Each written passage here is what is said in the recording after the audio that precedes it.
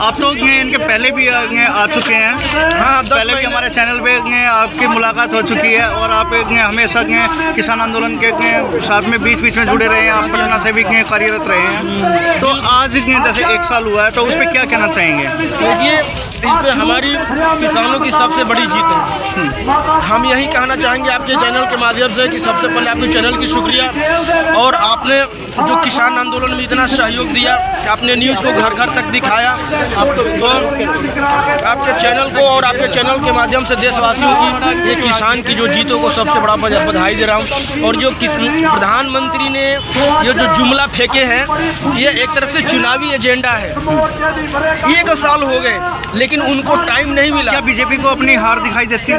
हाँ, बीजेपी को अपनी हार तो निश्चित है, लेकिन इनको तपस्या में कह रहे हैं कि हमारी तपस्या में कमी रह गई। देश के प्रधानमंत्री के तांत्रिक हैं, तांत्रिक आदमी देश का तपस्या करता है, साधु देश का तपस्या करते हैं। जो देश की जनता है उसको खुश करने की तपस्या थी या किसान भाइयों को परेशान करने की तपस्या थी? नहीं, किसान भाइयों को परेशान करने की बिल्कुल तपस्या थी। इन्होंने किसान उसमें नाकामयाब रहे हैं। हाँ, नाकामयाब रहे और नाकामयाब रहेंगे। ये यहाँ पे जो धर्म की, जाति की राजनीति, मजहब की राजनीति करते थे, अब ये होने वाला नहीं है। क्योंकि ये जो मजहबी है, कहा जाता है हमको गलत पढ़ाया गया है स्कूल कॉलेज यूनिवर्सिटियों में कि भारत एक कृषि प्रधान देश है, लेकिन ऐसा नहीं है।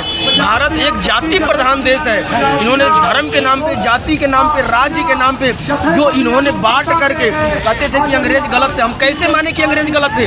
जब मुगल नहीं आए, जब यहाँ पे अंग्रेज नहीं थे, उससे पहले ये लोग आए थे। यहाँ पे 15 बनाम जो 85 की लड़ाई है, 3.5% लोग के मतलब न्याय देने वाले भी वही हैं, लोगों के ऊपर मुकदमा करने वाले भी वही हैं, गाड़ियों से कुचलने वाले भी वही हैं, सब कुछ वही करने वाले हैं। और फिर भी हिंदू राष्ट्र की एजेंडा करते हैं, कहते हैं कि सारा मुसलमान एक हो जाओ, हिंदू खतरे में है, मुसलमानों का देश पे कब्जा हो जाएगा। ये कब्जा खुद करना चाहते हैं। अडानी अंबानी इनके जो बाप हैं ना, जो ठेकेदार दलाल बैठे हैं, ये अब होने वाला नहीं है। ये देश के जो किसान ऐसे हैं कि बैल के नाक में नकेल नाथ के हल जोतते हैं, अब इनके नाक में हम लोग नकेल नथ दिए हैं। ये इनका एजेंडा अब चलने वाला नहीं है।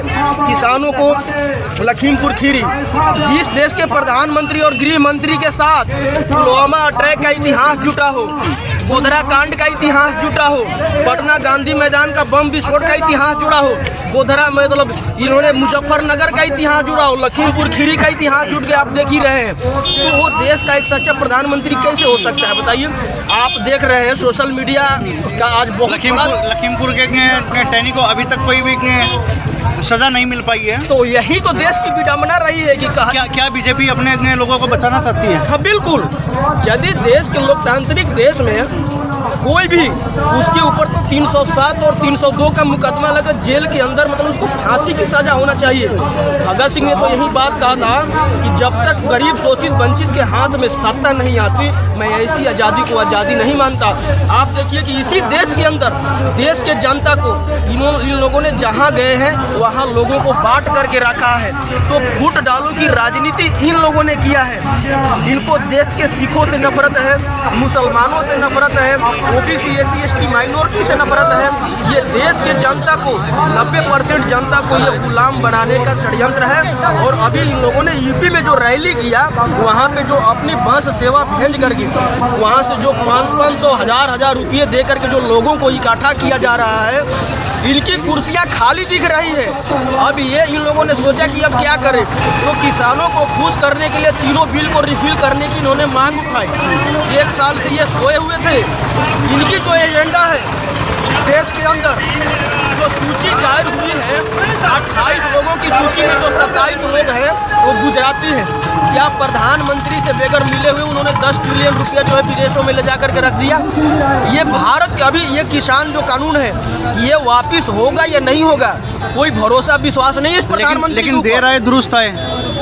बिल्कुल, क्योंकि अभी 25-26 कानून आ रहा है। अभी क्रिप्टो करेंसी को लेकर के और डिजिटल करेंसी को लेकर दुनिया में सबसे पहला जो तुर्की ने इसके ऊपर पाबंद लगाया। इस देश के अंदर लोगों को ये नहीं पता कि हमें कचरा कहाँ डालना है, हमें वोट कहाँ डालना है। तो बताइए उसको वो जानता डिजिटल करेंसी और क्रिप्टो करेंसी से कैसे जुड़ सकती हैं? 15 लाख का वादा किया, इसने दिया 15 लाख, बताइए। इसने इतना झूठा बोला है, इसने जो खेतों में हल नहीं चलाया हो वो कृषि प्रधानमंत्री, वो कृषि मंत्री बन गया। जिसने स्कूल में के अंदर बस्ता लेकर के ना गया हो वो देखिए कि देश का एजुकेशन मिनिस्टर बन गया। यदि कोरोना काल में कोरोना बीमारी था, 1 साल से हम लोग बॉर्डर पे हैं, किसी को कोरोना नहीं हुआ, ये घर बैठे मतलब ऑफिस में बैठे इनको कोरोना हो रहा है और जा रहे हैं मेडिकल में तो ये ठीक होकर के भी आ रहे हैं। कांग्रेस की शासन काल में एक बार इन्होंने मांग उठाई कि बहुत हुई महंगाई की मार, अब की बार बीजेपी की सरकार। कहाँ गई महंगाई? देख रहे हैं महंगाई, ये पेट्रोल की कीमत से कमा रहे हैं, डीजल की कीमत से कमा रहे हैं। अभी दिल्ली के अंदर 250 ये जो शराब के जो ठेके हैं ये खुलने वाले हैं। इन्होंने शराब फ्री कर रखा, ये यात्रियों को रेल टिकट का किराया बढ़ा करके सब प्राइवेटाइजेशन इन लोगों ने इन्होंने जो किया है।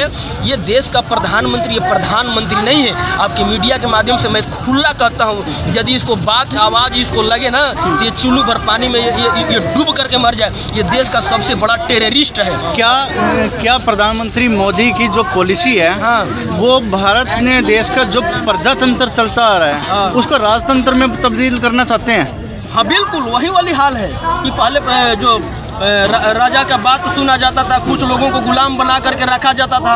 इन्हीं जो है आवाज़ों को कुचलने की कोशिश कर रहे हैं। भगत सिंह ने यही बात तो कहा था कि व्यक्ति को कुचल सकते हो लेकिन विचारों को नहीं कुचल सकते हो।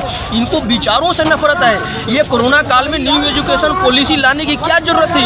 लॉर्ड मैकाले ने जब इंडियन पॉलिसी बनाया तो उसने भारत के अंदर एजुकेशन सिस्टम को और इंग्लिश को सबसे माध्य बनाया कि इस देश के अंदर अंग्रेज कहते थे कि हमको तो आज नहीं कल हम छोड़ करके चले जाएंगे, लेकिन ये भारत के लोग रहेंगे कैसे? इनकी क्या व्यवस्था दी जाए? तो उन्होंने कोलकाता, मद्रास और मुंबई जैसे जगहों पर विश्वविद्यालय की स्थापना किया और अंग्रेजों ने कहा था कि ये दोगले हैं, जिस देश में जाएंगे उस देश में खोखले कर देंगे। यहाँ देश की जो लड़ाई है ना, यहाँ हिंदू खतरे में नहीं है, यदि खतरे में है तो सिख माइनॉरिटी खतरे में है। इन्होंने देखिए कि देश के अंदर जब 1984 का इतिहास किसने दोहराया? ये नागनाथ और सांपनाथ है। कांग्रेस और बीजेपी से तो हमारा कोई भरोसा ही नहीं है। देश की 90% जनता यदि सोचे कि कांग्रेस और बीजेपी से भला हो जाए तो ये मुमकिन है। कहते हैं ना कि मोदी है तो मुमकिन है। ये देश का सबसे बड़ा टेररिस्ट और गद्दार। अब लास्ट पर्सन, हाँ जी, आज का जो किसान आंदोलन का 1 साल पूरा हुआ है और सभी दिल्ली के सभी बॉर्डरों पे दोबारा से भीड़ देखने को मिल रही है। जो 1 साल पहले भीड़ शुरू हुई थी, तो उस पर क्या कहना चाहेंगे? थोड़े में ज़्यादा आप क्या संदेश देना चाहेंगे? ये देखिए, एक तरफ से ये जो भीड़ इकट्ठा हुआ है, सबसे पहले तो देश के अंदर जो दुनिया के अंदर सबसे इतना लंबा आंदोलन आज तक इतिहास जो लोग कुछ दिन पहले तक कह रहे थे कि अभी सभी टेंट खाली पड़े हैं और यहाँ कोई किसान नहीं है। नहीं, टेंट खाली नहीं पड़े थे। लोगों की भरा में लोगों को भगाया गया। यहाँ पे अभी फसलों की जो कटाई हुई, तो अभी जो 26 तारीख को आज इतने तादाद में जो किसान दिख रहे हैं, तो यहाँ पे 1 साल होने की ये 3 लोगों ने मतलब खुशी जाहिर कर रहा है। लड्डू बांट रहे हैं, मिठाइयाँ बांट रहे हैं, लोगों की परवरिश कर रहे हैं, खिला रहे हैं, पिला रहे हैं। और सबसे पहले ये है कि यहाँ पे लोगों की इतनी भीड़ दिख रही है तो ये आंदोलन को और मजबूत करने की है। यदि आंदोलन लंबा चलाना है तो हमें तरीका भी लंबा अपनाना पड़ेगा इस सरकार के खिलाफ में, क्योंकि ये सरकार का हिटलर ने 60 लाख यहूदियों को मरवाया था, इसने तो 1000 लोगों को इसने शहीद करवा करके रख दिया। भगत सिंह को कहते हैं कि भगत सिंह को हम शहीद का दर्जा नहीं देंगे। क्यों नहीं देंगे? क्योंकि कांग्रेस ने चाहिए, गांधी और नेहरू के अलावा किसी की लोकप्रियता कांग्रेस ने नहीं चाहिए। कांग्रेस है वही बीजेपी है, जो बीजेपी है वही कांग्रेस है। ये कभी मुस्लिम, कभी खालिस्तानी, कभी कुछ, इनका यही एजेंडा रहा है। तो हम आपसे यही चाहेंगे, आपके मीडिया के माध्यम से लोगों को जन जन तक ये न्यूज़ पहुंचाने की कोशिश कीजिए। इतना ही बात करेंगे। आपका धन्यवाद। वाहेगुरु जी का खालसा, श्री वाहेगुरु जी की फतेह।